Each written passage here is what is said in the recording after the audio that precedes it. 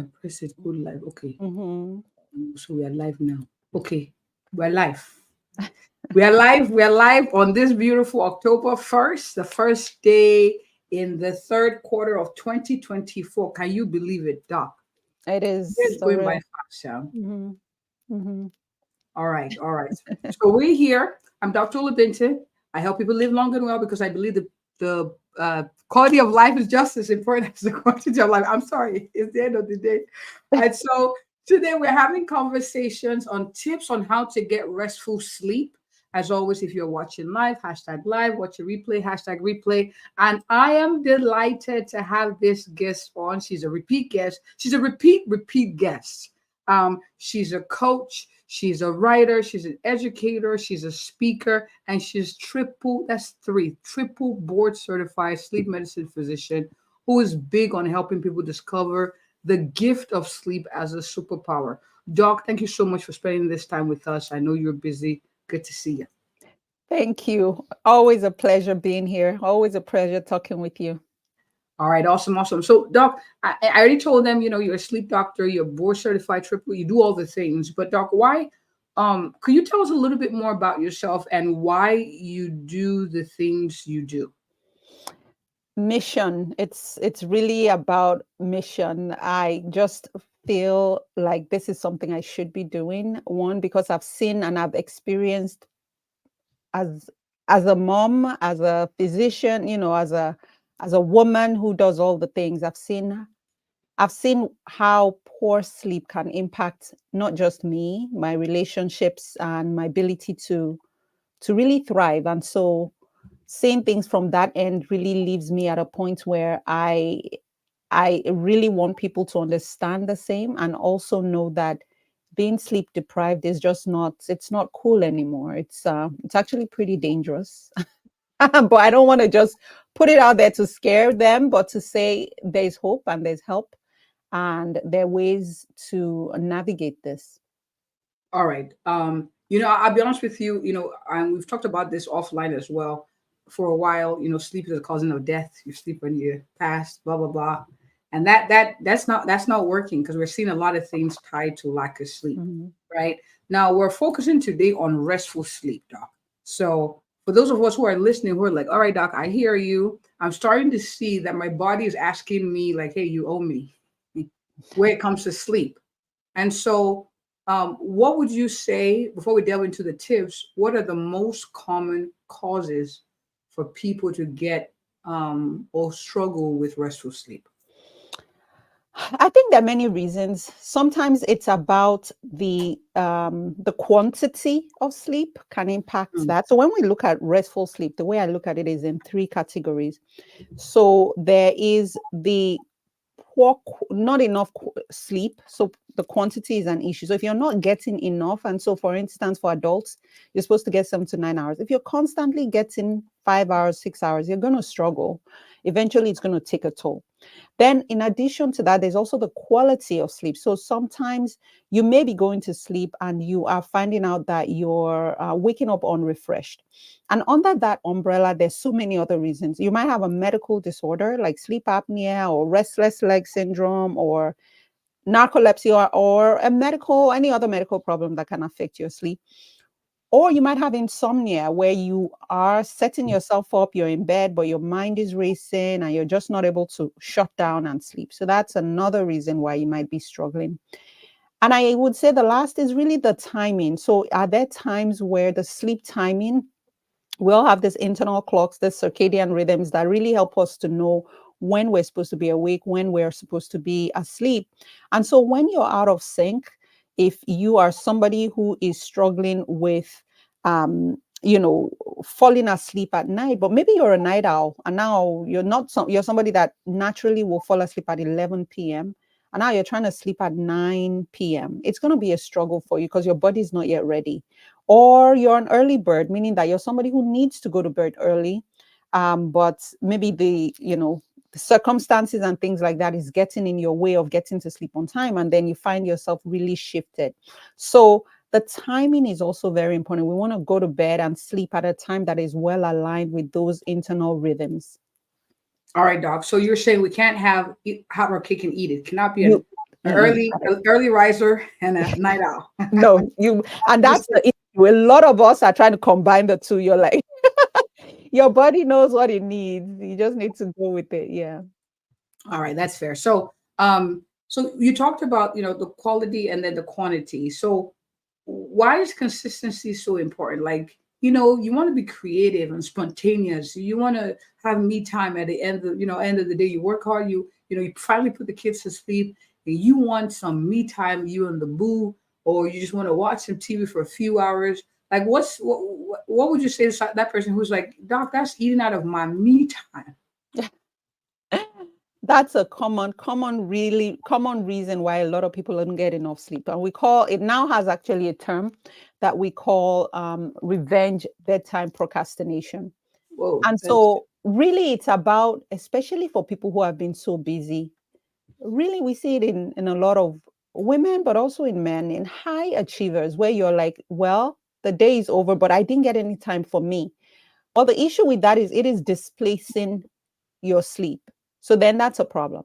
So you may get to the point where you're like, okay, I want to just like watch a little bit on Netflix. I want to just have a little snack in front of the TV. And then you find out you veg out, and 3 hours later, now you're annoyed with yourself.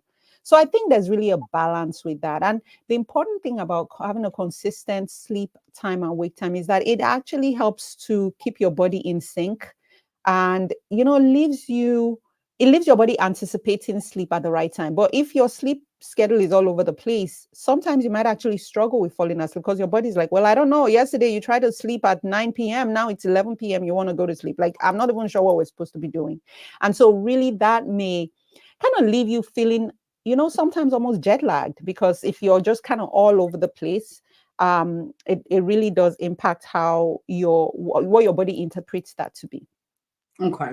Now, what are some of the consequences of lack of sleep? Because I think it would help, because sometimes in discussing or having conversations with clients, it seems like, oh, doc, no, that can't be it. It has to be something else that's wrong. What are clinical symptoms that present as lack of sleep that you've seen, doc? They're different things. One of the most common I start to see is actually people get the very initial time is almost that feeling of living in a fog.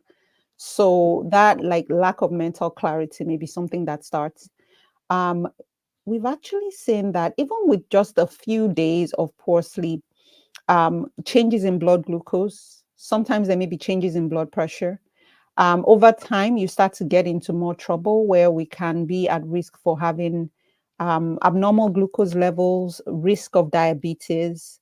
Sometimes it might be, hypertension. So your heart rate's not really getting to stay at a place where it rests. And when you're sleeping, your heart rate goes down. But if you're not sleeping or you're not sleeping enough, you're not giving your body that benefit for your Mhm. body to repair and restore itself. And so you might start to get into things like that. We also see that there's sometimes changes in the way our hormones are produced or released in our body when we don't sleep well. So there's certain hormones like growth hormone, which is important for your muscles being repairing itself. It's important in our kids to grow, but also it's important in adults as well. So if you don't get that good sleep, you're going to see the impact or the effect of that. So uh, you know, you might notice increase in your appetite. So the appetite hormones also start to kind of go out of whack. And so you might have that hormone imbalance as well. And, there have been some studies, especially when things really go awry, where there's increased risk of strokes, increased risk of, abnormal heart rhythms, a whole lot of things. I would say from the top all the way to the bottom. Now, we do know also that there's sometimes a higher risk of conditions like Alzheimer's. So that's something that, we don't want to play around with. Increased risk of infections. So you can actually be more susceptible because when your body is in that sleeping state, that state of rest, your immune system is recovering. So when you don't give your body that opportunity to do that, guess what? Then you're more likely like someone sneezes around you and guess what? You're catching a cold right away. So your immune system is at risk if you don't sleep well. So I would say, almost every system in our body Mhm. can be affected when we don't get enough sleep. Yeah, even emotionally, you're crankier, you're Mm, not as kind, people are mhm. knowing you more, Yeah, more depressed with lack of sleep. And absolutely. ADHD, Mhm. sometimes it's yeah. So it's an important thing to to address. I got to say the mindset shift from the oh go go go you sleep when you can't stay awake. That's essentially when you sleep. That's not ideal. Mm-mm. People sleep when they can't stay awake. Yeah. It's not good. Yeah. My next question is to you because I get this a lot. Well, I need to have the TV on to sleep. I need noise in the background to sleep. I need to. So can you talk about some habits? And for those of you who are watching, please, if you have questions, this is a good time to put it in because I'm going to ask her all the things. This conversation is not to make anyone feel bad. It's just to say what are things we can do to improve our quality of sleep, to empower us to be the things we're supposed to be, right? Mm. So what are some habits that people may not know that are messing up their sleep quality that you would say? Yeah. Yeah, so I usually break it down into 5 categories. So or you can use an acronym that I created. It's CREATE, CREATE. I think that just makes it very easy for you to remember. So C is it really have some consistency, like we talked about already. It's really important. So consistency in your sleep time, your wake up time. Don't like have a very irregular schedule on the weekday and then plan to sleep in on the weekend. Like if you want to do that long term, it's really not the best. And then R is the routines. So having a routine that is, calming for you, that leads you to the direction of the bedroom. Okay. So, reading, taking a shower, brushing your teeth, all those things can be helpful. And then E is the environment. So making sure that you have an optimal sleep environment. Like you said, the TV being on releases a lot of lights, especially blue light, which makes it hard for you for your brain to sort of know that it's bedtime. If there's a lot of noise outside, so you want to make sure that there's not too much noise. So you may need to get like earplugs or like a noise machine to to mask any noises from the outside. And then you want the room to be really dark as well. And then A is really assigning the bed for sleep and sleeping only in bed. So avoiding non-sleep related activities, right? Many times we may just grab some snacks and eat in bed and watch TV in bed and finish up our notes or, emails in bed, all those things will affect the quality of our sleep. And then T stands for the technology, right? So the TV, the video games, the laptops, the iPads, you really want to shut that down about 30 to 60 minutes before bed, because if you are constantly exposed to all that blue light, which is released from any of those devices, it's going to really make it hard for you to be able to wind down to sleep as well.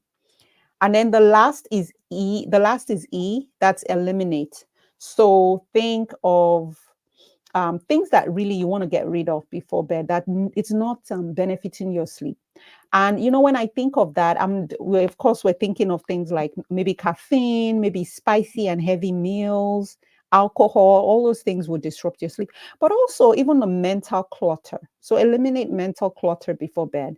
Look at what you're consuming. Are you consuming news or content that will potentially keep you awake, or graphic content that's going to give you nightmares, or the news, or things that are disturbing for your sleep, or just mind drama as well. So those are things that you want to work on. And I think if you can follow this consistently, you will definitely be set up for good sleep. Thank you. That's a lot she mentioned, and I like how you said eliminate the mental clutter. Having a routine at nighttime would also help. I will talk. I'm going to touch on that in a little bit, but I wanted us to talk about the temperature. Hmm. So I looked online, and it says 65, 67 is temperature. When I bring that up, they're like, "That's cold, doc. That's cold." Yeah. So, what are your thoughts, and why is that temperature adjustment important for sleep? The temperature adjustment is important because your core body temperature um, goes down at night, and that's kind of part of that the circadian rhythm. This internal clock we talk about not only tells you about like when to fall asleep, when to be awake, but it actually also um, helps to regulate other processes, your body temperature, blood pressure, some other what we call bodily processes or physiologic processes.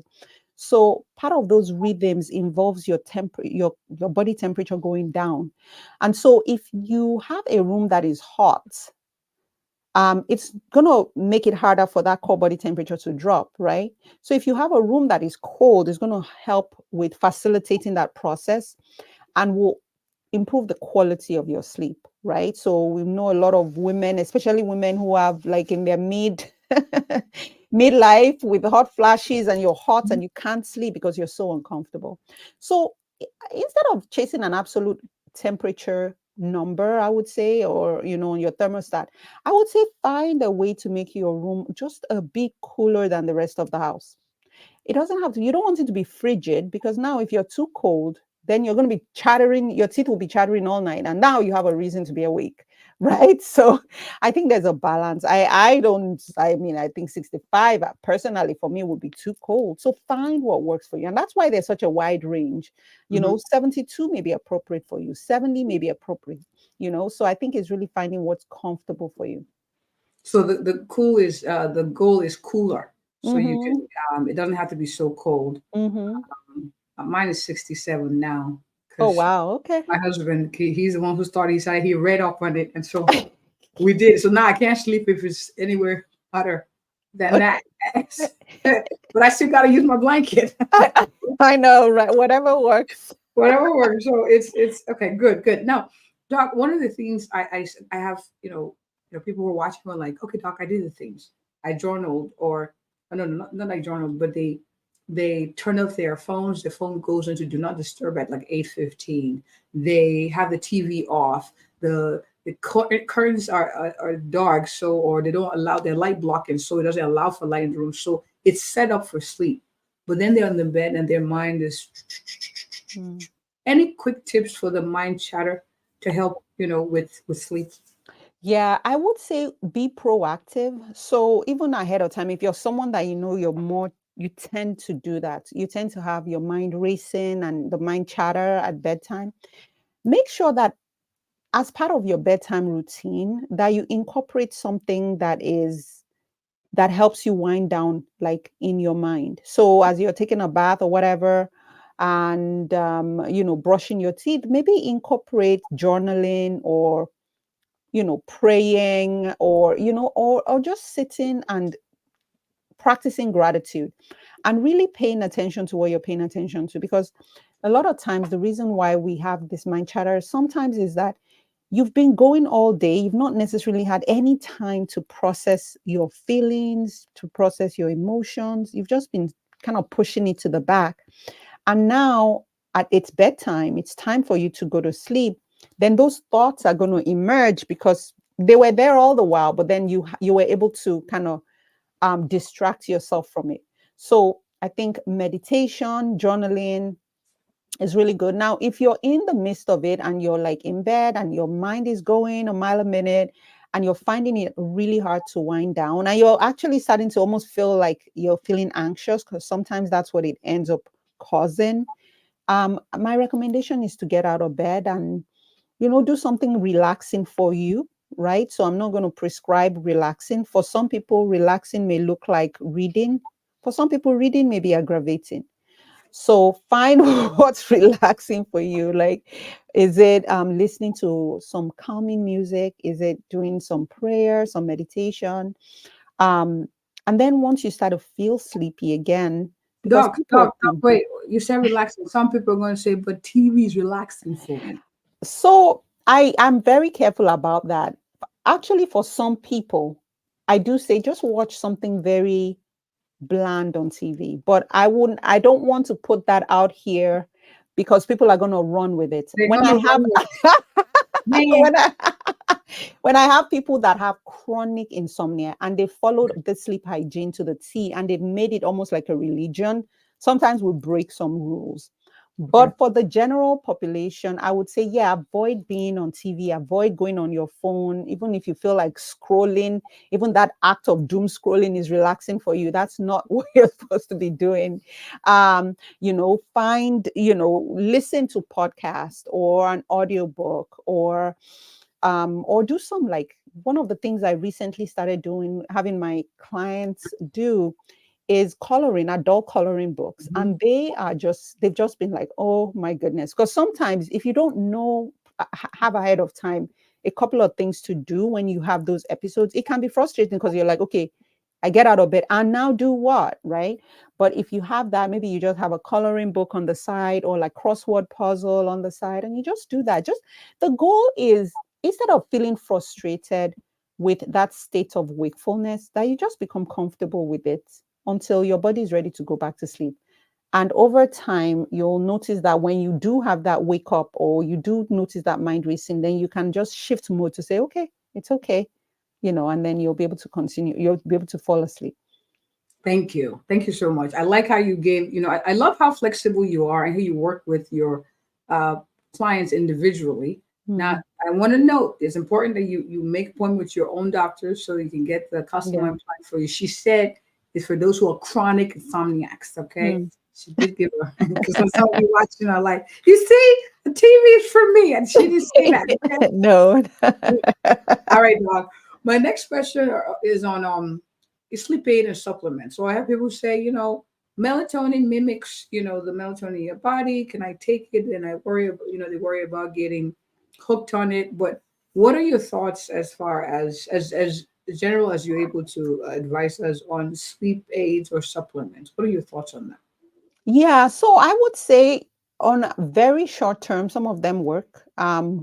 Again, very Mm. individualized. So we really need to figure out why you need, right? Because if you're going through like a little bout of stress that lasts a week or so, and you're like, okay, I need something, I think it's fine. But if this is going on for more than 2 weeks, I want you to say, wait, what is going on here? And so, and then the reason, the why is also important. Like, are you using a sleep aid because you are having a hard time falling asleep, or is it because you're having a hard time staying asleep, or is it because you're waking up in the morning and you're tired? So if you have any of those, all those could be an indication that you have a medical sleep problem. So then going to a sleep aid right away may not be the best option. um with melatonin, I mean, a lot of melatonin that we have available, it's not necessarily like habit forming where you become addicted to it. The only problem is that it is not FDA approved. So there's like a wide variety of preparations out Mm. there, and so you have no idea what you're getting. When they say it's not FDA approved, it means there's no regulation. FDA is like the regulatory body that helps you to say, this is what it is, this is what it's used for. We don't have that. So anybody can just make up melatonin in their garage and put it on the store for you to, to take. And they've done studies looking at a wide variety of the preparations, and they found all kinds of crazy concentrations in sometimes in the one bottle and sometimes in all the preparations. And they found things, I think, ranging anywhere from like 83% to like, or minus 83% to like 400 and something percent in terms of the concentration of the melatonin relative to what was written on the label. So you have a label that says 5 milligrams. For all we know, you may be getting 50 milligrams, or you may be getting nothing at all. So I would just say be cautious with that. Okay. Thank you. Thank you, Doc. Um, I had this question. It was a client that asked me recently, said, I'm a light sleeper. Anyone, breathe heavy, I wake up. Or, their spouse just snore.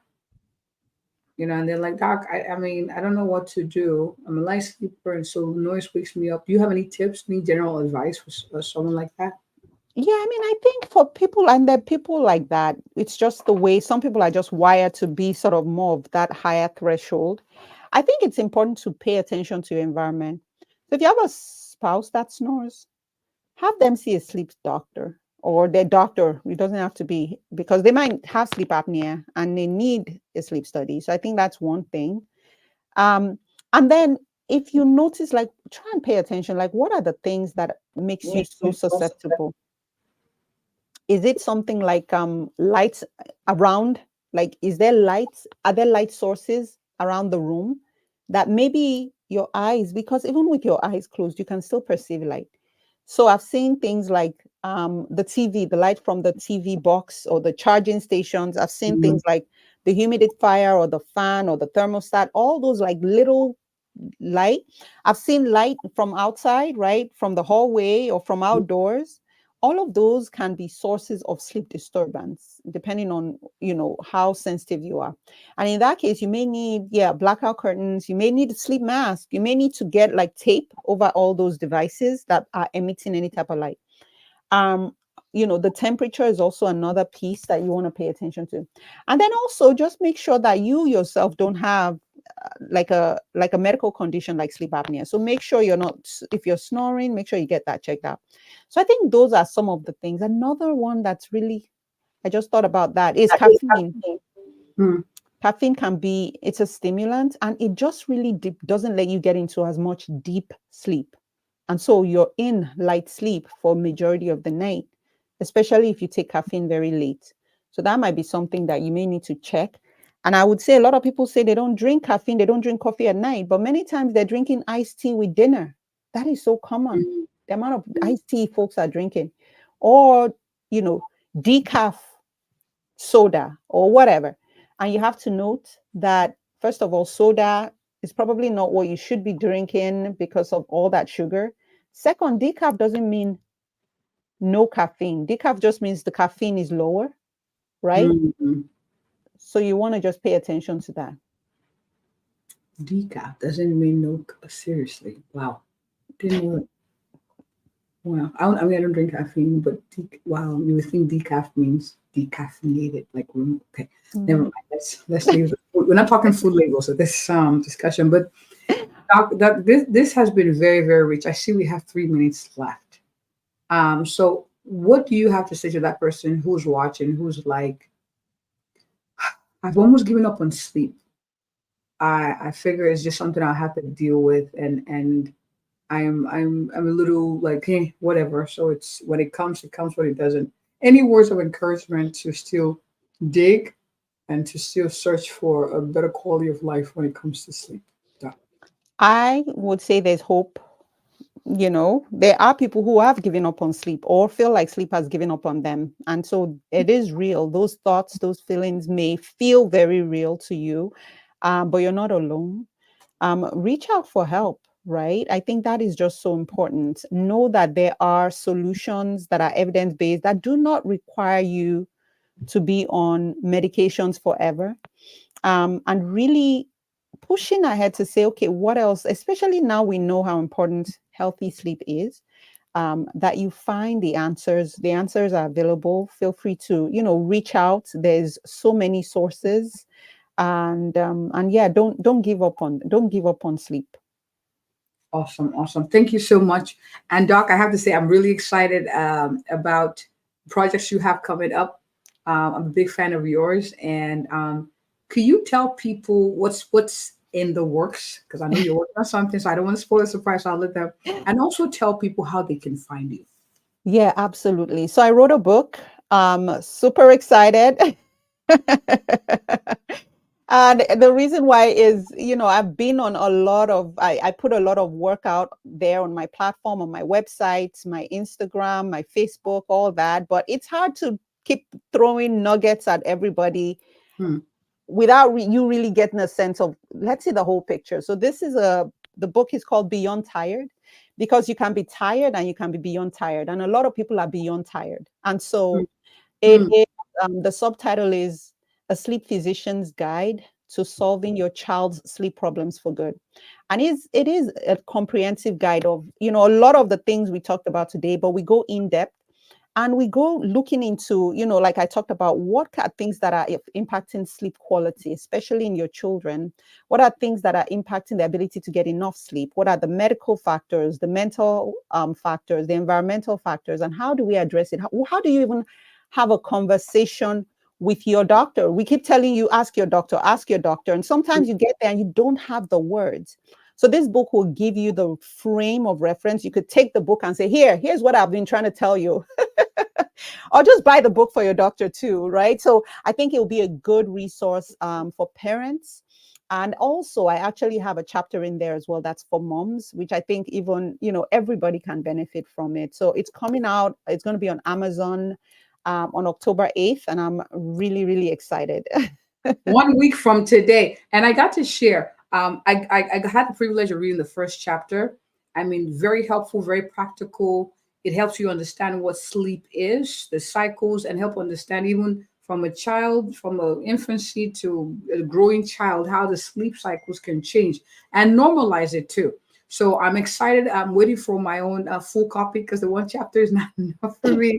So I can also empower my clients and also help my family as well. So I love what you do. I'm a big fan. It's hard for me to hide it. So yay, Doc. But where else can people find you? I know the book is coming out. Yeah.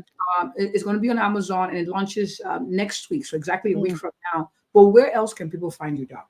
Yeah, so my website is a great place to start. It's RestfulSleepMD.com. So www.restfulsleepmd.com. It will also take you to my practice because I have a clinical practice where I see patients in Pennsylvania, New Jersey, and California. So that's where you'll get tools for that. I have a blog on there. The link to my YouTube is also there. On social media, I'm at RestfulSleepMD on Facebook and also at RestfulSleepMD on Instagram. So those are places to find me and really just get some more tips around improving your sleep. You see why we talked about how to get restful sleep, because she's a restful sleep family. Y'all saw that play on words, yeah. Oh my God, this was good. This was good. Please go watch her, follow her. She has a lot of useful information. Even if it's one or two things you implement, your quality of life would be better for it. So it's worth. This is the kind of content that's worth binging on. Okay. All right. Thank you so much, Doc, for doing this. I'm beyond grateful. And by the way, the word beyond tired, I hear people say that, Doc, I'm beyond tired. I'm tired. So that's a really good. That's a good one. Yeah. But all right. You. Thank you so much for having me. I really appreciate it. And I'm a fan of your work. So thank you. The feeling is mutual. Thank you, sis. This is good. And we're past time. Thank you all for watching. I appreciate the thumbs up, the hearts, the likes, the viewers, the viewership. Please, as always, Karen is sharing, forward this, and subscribe to her channel. It helps tell YouTube and the World Wide Web that what we're doing is helping you. And as always, if you or anyone you know is looking for an awesome, a thorough, and compassionate family physician who will have conversations like this to help you live long and well, you know it. I am she. Have a good one, everyone. Thank you. Sis, this was good.